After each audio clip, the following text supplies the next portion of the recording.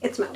It is Bookmas 2023. It is time to do a tag, and I like to pick a Christmas tag or a tag related to Christmas. Yes, I know I always talk about how I don't really do Christmas. This could also be a wintry tag, but this tag spoke to me this year, and that is the naughty or nice tag created by Criminali and MJ at Reading This Life. So this tag has two parts. It has prompts for the nice list and prompts for the naughty list, and the suggestion is to do one or the other, and then the following year or the following tag that you want to do, you could do the other side. So you could do naughty this year and nice next year and nice this year and naughty next year. Or if I had been thinking about this more clearly, I would have done this tag twice this month, and I would have done once the nice and once the naughty. But now I'm going to do the other one that I'm going to do from today next year. So I will already have a plan for next year's Christmassy tag to do. So that's good. Checks it off my list for next year. The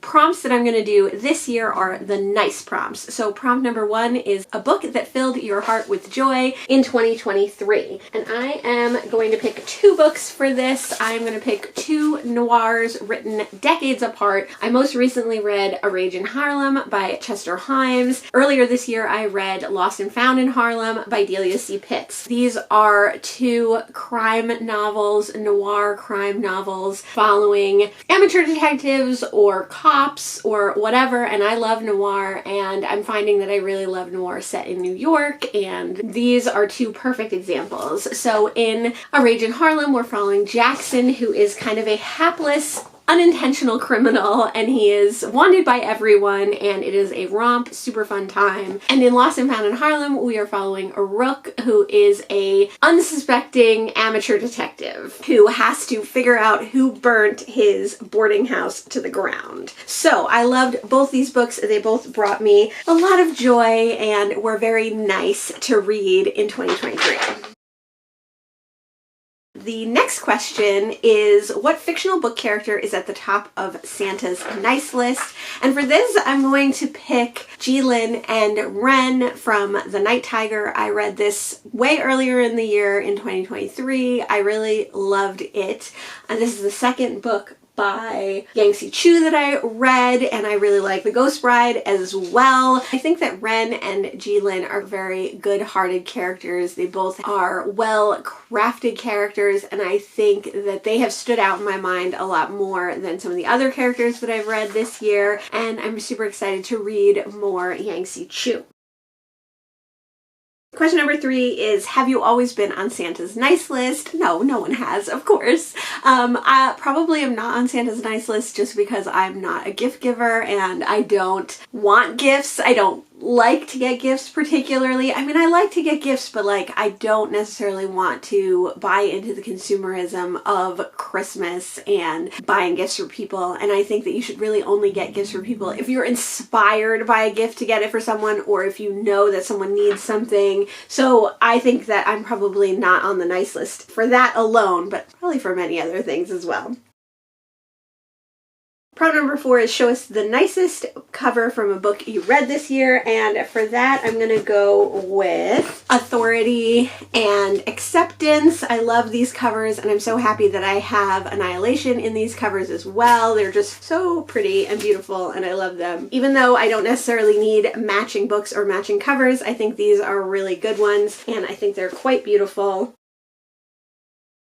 Prompt number 5 is, share a nice holiday, seasonal memory or tradition. I used to be huge on tradition. I used to love Christmas. I mean, I don't dislike Christmas. I like Christmas. I'm just not tied to tradition the way I used to be. That might be a good thing. That might be a bad thing. Who knows? I used to love tradition. I used to always want things to be very traditional. I want the same thing to happen the same time every year and all that kind of thing. And now I'm just easier and more flowing with tradition. Some traditions that we do still do is we put up Christmas lights. I love to see Christmas lights. I love to drive around and see Christmas lights.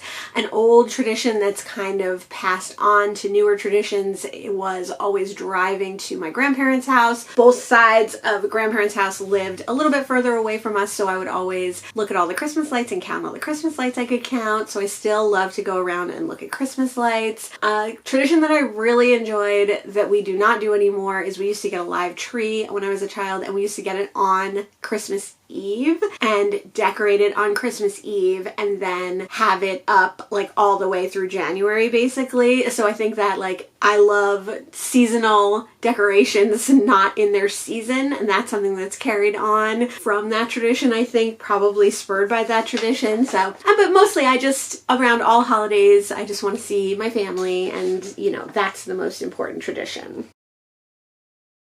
Prompt number 6 is, what 2023 release would you give to someone who has been on the nice list?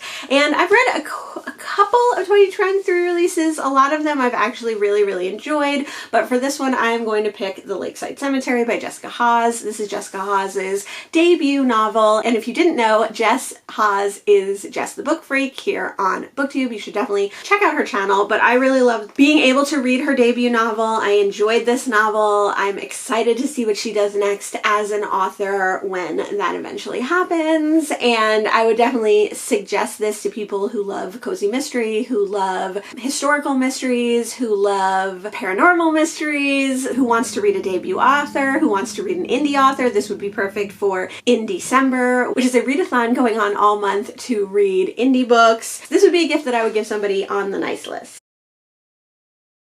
Question number 7 is, who is the nicest booktuber? And this was the question that actually swayed me to do this side of the tag this month, and it's Olivia's Catastrophe. Hands down, no question. I love a lot of booktubers. There's a lot of booktubers who are super nice, but Olivia's Catastrophe is the nicest booktuber. She is amazingly welcoming, and she goes out of her way to welcome new booktubers. She's extremely active in the community. She makes everyone feel at home and confident and happy and welcome to be here, and she is the nicest booktuber by far. She also has an amazing channel. She also reads so many interesting and diverse books. She reads so many different genres. There's something for everyone in her channel, and her channel is really fun and awesome. You should definitely go check her out. I'm sure you all know about her. I'm sure almost every booktuber knows about her, but if by some weird chance you have not checked out her channel, you should definitely go do that. She is by far the nicest booktuber. There's a lot of other nice booktubers too, but we're not going to list them today.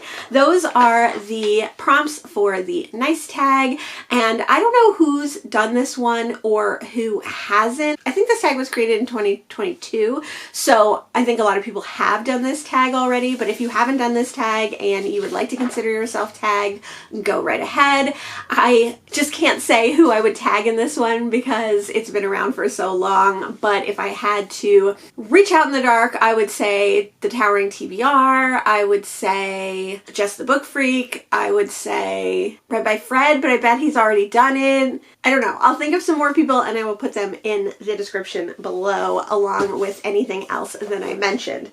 Let me know what is the 2023 release you would give to someone on the nice list. Let me know what your most beautiful cover was. Thanks so much for joining me today, and I'll see you in the next one. Bye!